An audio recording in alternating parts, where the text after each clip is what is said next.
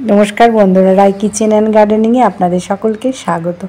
बंधुरा आज के आमार जे भिडियोर विषयबस्तु सेटी होच्छे एप्रिल मासेर शुरूते आमरा जबा गाछेर की परिचर्या करब, किभाबे गाछगुलोके भालो राखबो सब आज के आमी एई भिडियोते जानाबो। आपनादेर सकलके स्वागत आमार एई भिडियोटी देखार जोन्नो। बंधुरा एप्रिल मास शुरू मानेई किन्तु गरमेर तापमात्राटा बाड़ते शुरू करे दियेছে। आमादेर शरीरके जेमन आमरा ठीकठाक भावे राखार चेष्टा करछि गाछगुलोकेও किन्तु आमादेर सेई रकमई राखते हबे। बंधुरा आपनादेर गाछगुलो यदि शेडेर नीचे थाके ताहले तो खूबई भालो। जे समस्त बंधुदेर शेड नेই छादे सेई बंधुरा कि करबेन जेखाने गाछगुलो ठीक 11टार पर रोद लागे ना सेई रकम जायगाय राखते हबे एकटु साइडे। तारपर गाছে आमरा किन्तु जलेर परिमाणटाও बाड़िয়ে देব। शीते जेमन आमरा एकदिन अंतर जल दिते बली गाছে, गरमे किन्तु आमरा दुबेला गाछगुलोके जल देब। एक बेला जल देब, एक बेला गाछगुलोके स्नान कराबो। আর যে সমস্ত গাছের পাতা হলুদ হয়ে যাচ্ছে কিংবা পাতা ছোট হয়ে যাচ্ছে এবং তার সাথে কুড়ি আসছে, সেই কুড়িগুলো হলুদ হয়ে ঝরে পড়ছে, এই সমস্ত বিষয়গুলো সমস্যার সমাধান করব আজকে আমি। যে সমস্ত গাছে বন্ধুরা আপনাদের পাতা হলুদ হয়ে যাচ্ছে, গরমে পাতা হলুদ হয়ে যাবে গাছে, সেটা কোনো চিন্তার কারণ নেই। যে পাতাগুলো হলুদ হয়ে যাবে সেটা ফেলে দেবেন। এবং যে সমস্ত গাছে কুড়ি আসছে কিন্তু সেই কুড়িগুলো ফোটার আগে ঝরে যাচ্ছে, সেটা তো রোগ পোকার জন্য আছে। তারপর টবের মাটিটা আমাদের অতিমাত্রায় যদি গরম হয়ে যায় সেখানেও কিন্তু আমাদের এই সমস্ত ছোট ছোট কুড়িগুলো ঠিক ফোটার আগে ঝরে পড়বে। তার জন্য টবের মাটিটাকে আমাদের ঠান্ডা রাখতে হবে। আমরা কিভাবে ঠান্ডা রাখব? মালচিং পদ্ধতিতে আমরা কিছুটা ঠান্ডা রাখার চেষ্টা করব টবের মাটিগুলোকে। কিছু টব ভাঙা যদি থাকে আপনাদের, সেগুলো দিয়ে আপনারা টব মাটিটাকে ঢাকা দিয়ে রাখবেন কিংবা কোনো কাগজ দিয়ে, তাহলে টবের মাটিটা আমাদের ঠান্ডা থাকবে। এবং এই যে কুড়িগুলো ঠিক ফুটতে পারছে না, এর কারণ হচ্ছে এর মধ্যে আছে জমাট বেঁধে আছে মিলিবাগ। এই মিলিবাগের জন্য আজকে আমি একটা ঘরোয়া উপাদান দিয়ে এই সমস্ত মিলিবাগ দূর করব। আমাদের যে সমস্ত গাছের ফুলগুলো ঠিকমতো ফুটতে পারছে না, নানান ধরনের মাকড় আছে গাছে এবং মিলিবাগ, এই গরমে মিলিবাগের উপদ্রবটা অতিমাত্রায় বেড়ে যাচ্ছে। তার জন্য আমি এখানে রেখেছি হিং।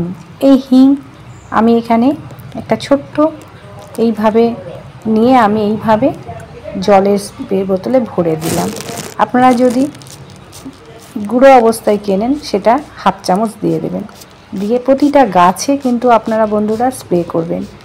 যে গাছে মিলিবাগ ধরেনি সেই গাছেও করতে হবে, কেননা ছাদ বাগানে আমাদের গাছগুলো কিন্তু সব পাশাপাশি থাকে, তার জন্য একটা গাছ থেকে এরা কিন্তু আরেকটা গাছে খুব দ্রুত চলে যায়। তারপর আসি খাবার।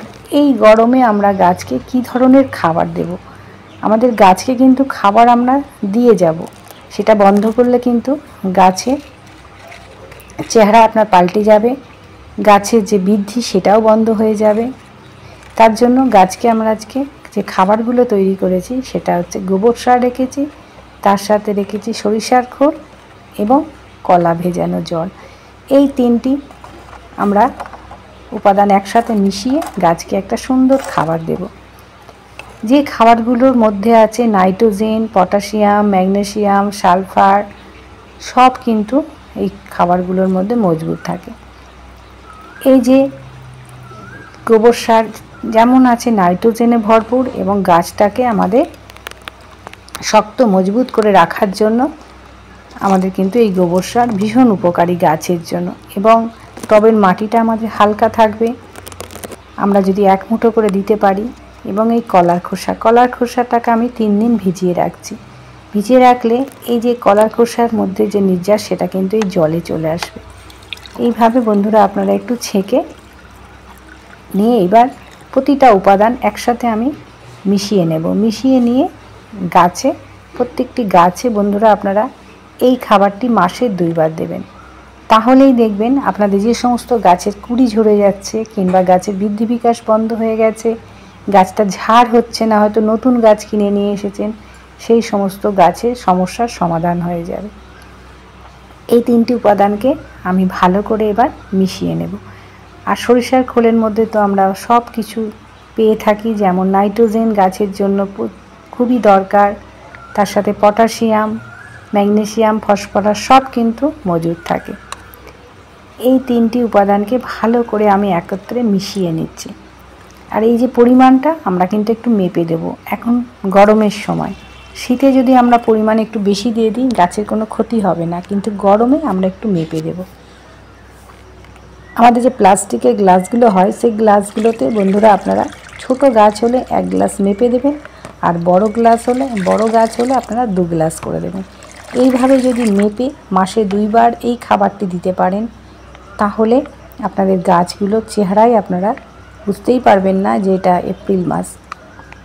এইভাবে বন্ধুরা আপনারা আপনাদের গাছের পরিচর্যা করুন। গরমে গাছগুলো আমাদের কিন্তু ভালো রাখতে হবে, এটাই সব সময় আমাদের কিন্তু মনে রাখতে হবে।